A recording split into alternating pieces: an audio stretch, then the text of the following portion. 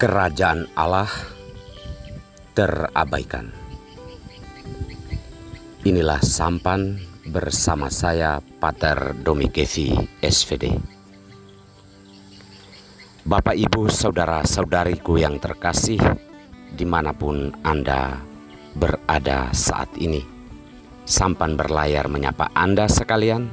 Semoga sehat dan dilindungi Tuhan. Saudara-saudariku terkasih, hampir mata setiap orang tertuju kepada hal-hal yang besar dalam hidupnya.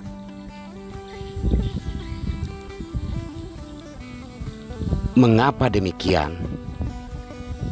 Karena kita terbiasa membangun hidup di atas dasar prestasi, setumpuk jabatan, setumpuk kekayaan atau harta benda yang kelihatan.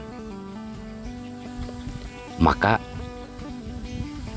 mata kita semua lebih tertuju kepada hal-hal tersebut, dan boleh jadi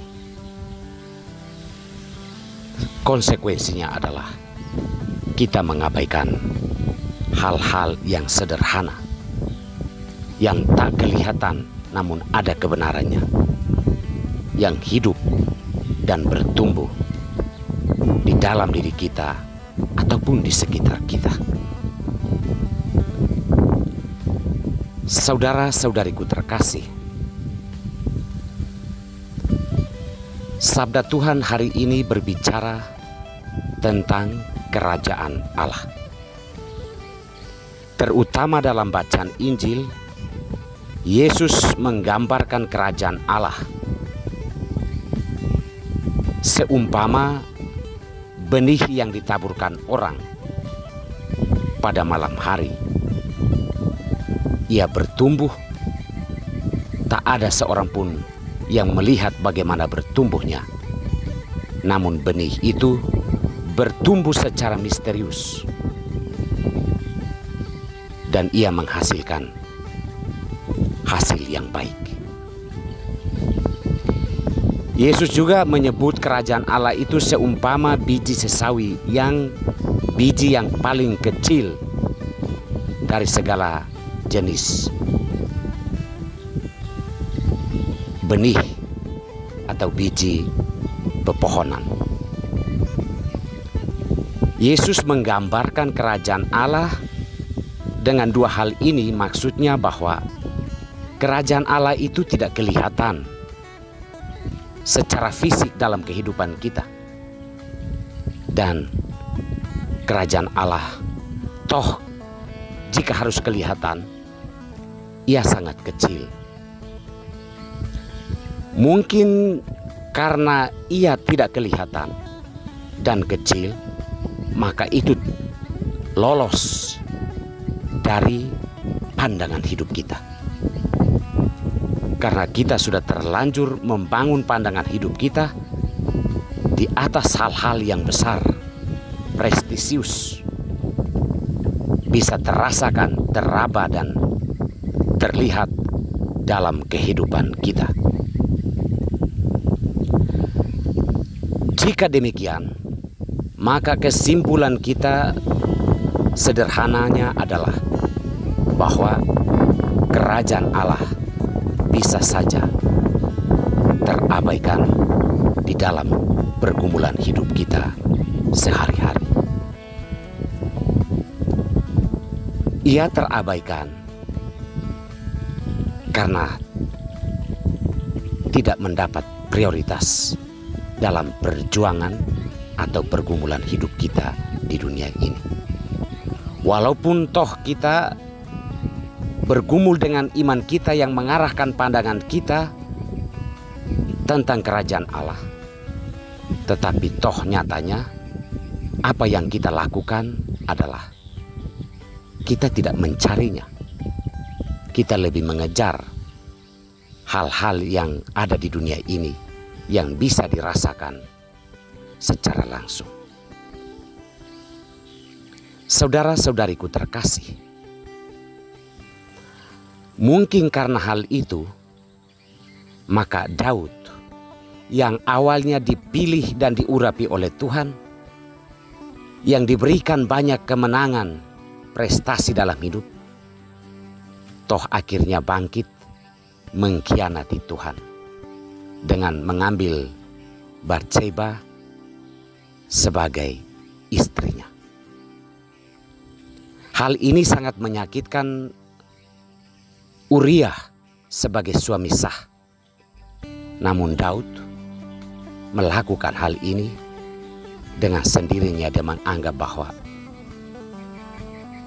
ini adalah hal yang lumrah, yang kelihatan kecantikannya, yang kelihatan keindahannya.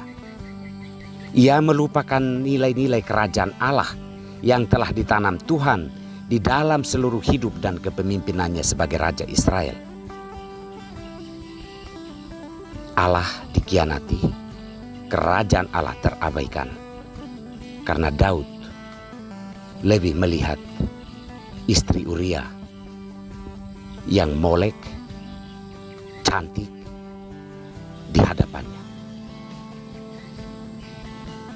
Saudara-saudariku yang terkasih, kerajaan Allah walaupun tidak kelihatan, namun ia ada dan bertumbuh di dalam kehidupan kita. Ia ada dalam hal-hal yang sederhana, dalam berbagai macam prestasi yang kita raih. Ia ada dalam kebahagiaan-kebahagiaan hidup yang kita bangun dalam hidup berumah tangga, dalam panggilan hidup kita masing-masing. Ia ada dalam relasi kita. Namun kita tidak menyadari hal itu sebagai kerajaan Allah. Akhirnya apa? Hal yang membuat kita kemudian memetik banyak kepahitan hidup karena kita mengabaikan kerajaan Allah yang bertumbuh di dalam kehidupan kita. Kita lupa diri ketika kita sukses. Kita lupa diri ketika kita menjadi seseorang yang dihargai atau mendapatkan gelar tertentu. Kita melupakan nilai-nilai kerajaan Allah yang harus terwartakan, dihidupkan di dalam apa yang kita jalani di dunia ini. Kerajaan Allah terabaikan karena kita terlampau memperhatikan hal-hal yang besar dalam hidup. Kurang bersyukur, kurang menghayatinya.